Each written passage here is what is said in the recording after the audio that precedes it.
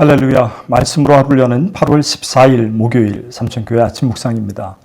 오늘 말씀은 마가복음 14장 52절 말씀입니다. 배 혼니부를 버리고 벗은 몸으로 도망하니라. 아멘.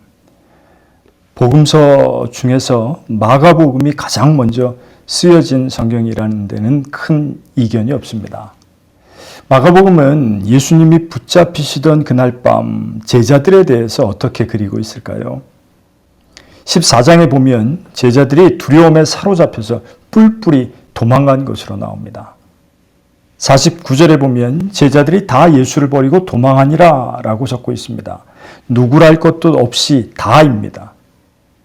마가복음에만 나오는 한 젊은이의 이야기도 나옵니다. 그 청년은 자다 깬 것인지 배 혼잎을만 두른 채 잡혀가시는 예수님을 따라갑니다.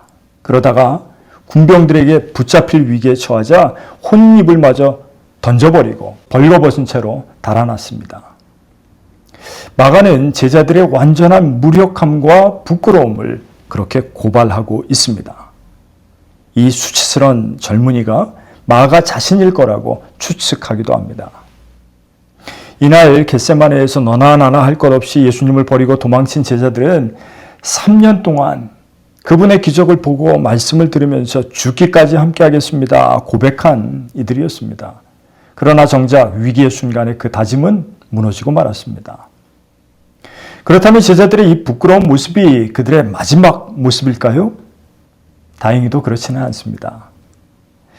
하나님은 제자들의 실패를 종착점이 아니라 출발점으로 사용하셨기 때문입니다. 그렇습니다. 회복의 출발점도 제자들의 결심이 아니라 하나님의 은혜인 것입니다. 성경에는 도망친 제자들에게 먼저 예수님이 찾아가셨습니다. 베드로의 경우에 부활하신 주님이 갈릴리 호숫가로 찾아가셨죠. 아마도 3번 예수님을 부인했던 죄책감이 베드로를 짓눌렀을 겁니다. 그러나 주님은 왜 네가 나를 배신했느냐라고 묻지 않으셨습니다. 대신 3번 네가 나를 사랑하느냐 물으셨습니다. 과거의 실패보다는 앞으로의 사랑과 사명을 더 보신 것이죠. 마가도 마찬가지였습니다. 훗날 마가는 바울과의 다툼으로 선교팀에서도 제외되고 말았습니다. 버려진 일꾼처럼 여겨졌을 겁니다. 그러나 훗날 바울은 옥중에서 디모데에게 이렇게 편지했습니다. 마가를 데리고 오너라. 그가 나의 일에 유익하니라. 사람들의 각오는 변합니다. 그러나 하나님의 부르심은 변하지 않습니다.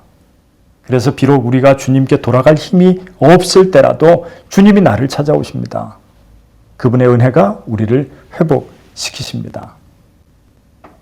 베드로와 마가의 이야기는 회복에서 끝나는 것도 아닙니다. 하나님은 그들의 상처를 복음의 도구로 사용하십니다.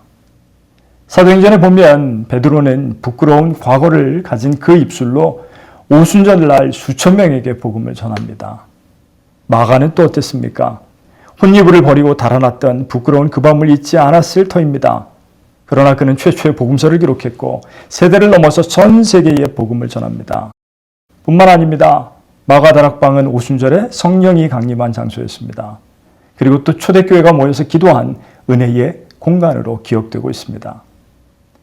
이처럼 한 사람의 과거에 부끄러움이 있을지라도 하나님의 계획 안에 들어있다면 오히려 역설적으로 가장 놀라운 복음의 일꾼도 되고 은혜를 전하는 사명자도 되는 것입니다. 하나님은 저와 여러분들의 부끄러운 과거를 탓하지 않으십니다. 오히려 그 연약함을 통해서 다른 이들에게 예수 그리스도를 바라보게 하는 도구로 만드십니다. 바울의 고백처럼 우리의 약점이 하나님의 손에 붙들리면 그것은 가장 강력한 능력이 되는 것입니다. 혹시 이전에 주님을 부인하고 도망쳤던 부끄러운 우리의 모습이 없었습니까? 그럴지라도 주님은 여전히 우리를 포기하지 않으십니다. 그리고 지금도 부르고 계십니다. 과거의 부끄러움이 아니라 하나님의 은혜가 나를 규정합니다. 도망자였던 베드로와 마가가 복음의 증인이 되었듯이 우리도 하나님 손에 붙들리면 새로운 인생이 되는 것입니다. 바로 오늘이 그 인생의 첫날 되시기를 주님의 이름으로 간절히 축원합니다. 기도하겠습니다. 주님, 넘어지고 부끄러운 자리에서도 저희를 포기하지 않으시고 다시 부르시는 은혜에 감사합니다. 우리의 실패를 사명으로 바꾸시는 주님의 사랑을 믿고 다시 일어나서 주님의 손에 붙들리게 하옵소서. 오늘이 우리 삶의 새로운 은혜의 시작이 되게 하옵소서. 우리 주 예수 그리스도의 이름으로 기도드리옵나이다. 아멘.